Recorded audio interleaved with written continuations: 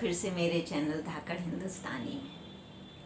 तो अभी तक हमने देखा इंदिरा गांधी के पार्ट 1 में कि उन्होंने किस तरह से, जब उन्हें सुप्रीम कोर्ट से भी अपने चुनाव के बारे में राहत नहीं मिली, तो उन्होंने आपातकाल यानी इमरजेंसी लगा दी। ये जून 1975 में लगाई गई थी और भारत के राजनीतिक इतिहास का एक बहुत काला दिन मानी जाती है। ये 19 महीने चली और इसमें विरोधियों, विपक्षियों को श्रीमती गांधी ने पकड़ पकड़ के जेल में डाला। सरकारी अधिकारी कर्मचारियों के काम करने पर, उनके आने जाने पर बड़ी कड़ी नज़र रखी गई और एक सामान्य जीवन सरकारी कर्मचारियों, व्यक्तियों के लिए जीना मुश्किल हो गया था। ये तो एक पहलू था इमरजेंसी का, लेकिन इसका दूसरा पहलू भी हमें देखना चाहिए कि श्रीमती गांधी ने आखिर इतना ज़्यादा सख्त कदम क्यों उठाया। वास्तव में भारतीय पुरुषों की एक सोच होती है महिलाओं के बारे में कि महिलाओं का कार्य है कि वो घर संभालें, सत्ता संभालने के लिए नहीं है। आज भी आपको उत्तर भारत में बहुत से ऐसे लोग मिल जाएंगे जो ये कहते हैं अब हमें औरतें बताएंगी कि हम क्या करें, अब औरतें सिखाएंगी कि हम क्या सही है क्या गलत है। तो इंदिरा जी सबसे ऊंचे पद पर रहते हुए भी इसकी शिकार हुई थी। ये अपमान उन्हें भी सहना पड़ा था और यही वजह है कि इमरजेंसी यानी आपातकाल जैसा उन्होंने कदम उठाया, जो कि बहुत सख्त था और लोगों को इससे काफ़ी परेशानी थी। 1975 में शुरू हुए आपातकाल में श्रीमती गांधी ने कई योजनाएं चलाई, जिनमें से एक उनका था 20 सूत्री कार्यक्रम। इसमें 20 सूत्रों पर भारत की गांव और शहरों की जनता को राहत देने की बात की गई। ये थे गरीबी हटाने के लिए कारगर उपाय करना, लोगों को स्वास्थ्य और शिक्षा मुहैया कराना, शुद्ध पेयजल सबको मिले, खाद्य सुरक्षा हो पूरे देश में, इस तरह से रोजगार बढ़ाना। ये सब उन्होंने 20 सूत्रों पर काम आरंभ किया और उसमें कहा परिणाम निकले ऐसा आप हमें करके दिखाइए अपने मुख्यमंत्रियों से। ये एक बहुत अच्छा कार्यक्रम था जो आज भी कई रूपों में चलता रहा है। 1975 की इस इमरजेंसी और उसी दौरान उनके छोटे पुत्र श्री संजय गांधी ने यह सोच लिया था कि यदि देश से गरीबी हटानी है तो देश की आबादी को कम करना हो, और उन्होंने एक कार्यक्रम चलाया था नसबंदी का। ये बेहद बदनाम कार्यक्रम रहा उनका, हालांकि उनकी दिशा सही थी। भारत को जनसंख्या कम करने की बहुत ज़रूरत है और तब से ही शुरू होना चाहिए था, परंतु उनका तरीका गलत था। वो बड़ी जल्दबाजी में सब कुछ हासिल कर लेना चाहते थे, जैसे कोई जादू की छड़ी हो। लोगों को बहुत परेशानी हुई, उनके पास सूचनाएं नहीं पहुंच रही थी, वो समझ नहीं पा रहे थे कि ये क्या है। राज्यों को जो लक्ष्य दिए गए वो किसी तरह पूरे नहीं हो सकते थे। भारत का स्वास्थ्य तंत्र इतना मजबूत नहीं था कि ये सब कर सके। तो इसमें कई लोगों को परेशानियां, गलत ऑपरेशन, गलत लोगों का ऑपरेशन और इस तरह से झूठे आंकड़े आदि बहुत सी चीज़ें हुई और संजय गांधी का ये कार्यक्रम बहुत बदनाम रहा।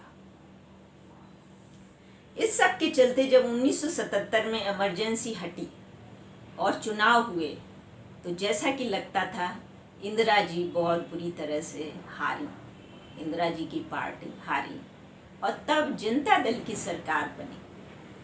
जनता दल के प्रधानमंत्री बने श्री मोरारजी देसाई। मोरारजी भाई कांग्रेस के ही सदस्य थे।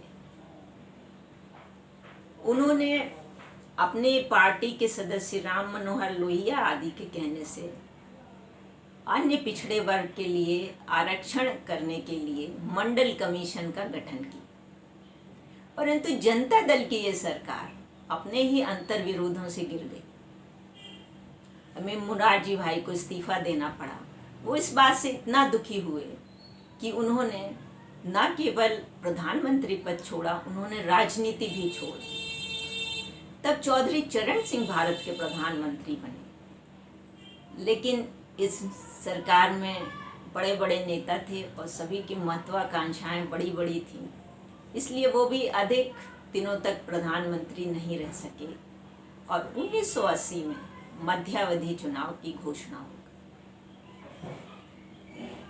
1980 का दिन श्रीमती गांधी के लिए एक बहुत ही ज़्यादा घटनाओं से भरा रहा।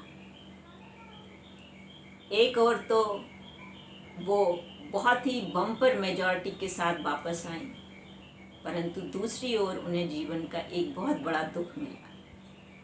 एक विमान चलाते हुए श्री संजय गांधी की दुर्घटना में मृत्यु हो गई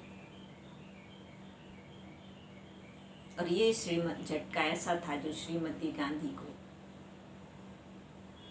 बहुत कमजोर कर गए। श्रीमती गांधी फिर से भारत की प्रधानमंत्री बनी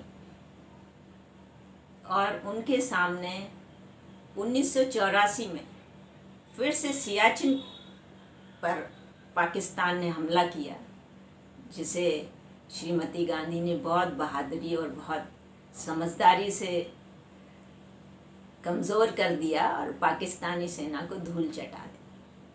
1984 में ही उन्होंने खालिस्तान की मांग कर रहे पंजाब के भिंडरान वाले ग्रुप के आतंकवादियों को स्वर्ण मंदिर के अंदर जाकर ख़त्म किया।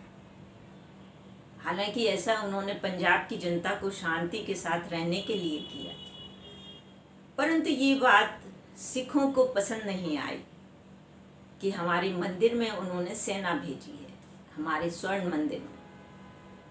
और श्रीमती गांधी को इससे लगा नहीं कि ये इतनी बुरी किसी सामान्य व्यक्ति को लग सकती है, तो उनके सुरक्षा कर्मियों में कुछ सिख भी थे। इनमें से 2 सतवंत सिंह और बेअंत सिंह, उन्होंने इस ऑपरेशन ब्लू स्टार के विरोध में श्रीमती गांधी को गोलियों से भून दिया।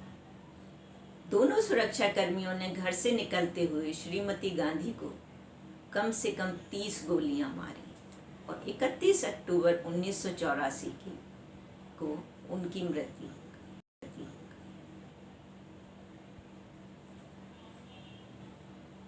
ये एक बहुत बड़े युग का अंत था।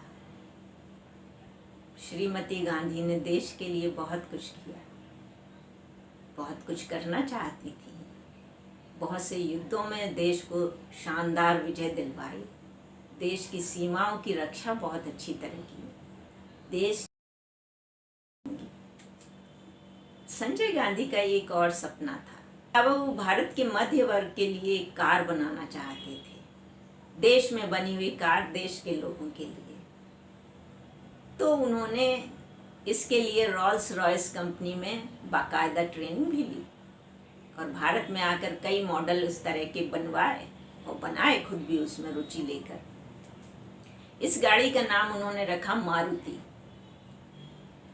मारुति गाड़ी उनके जीवन काल में तो नहीं बन पाई, हालांकि उसकी कई के बाद श्रीमती गांधी ने ये कार्य अरुण नेहरू को दिया।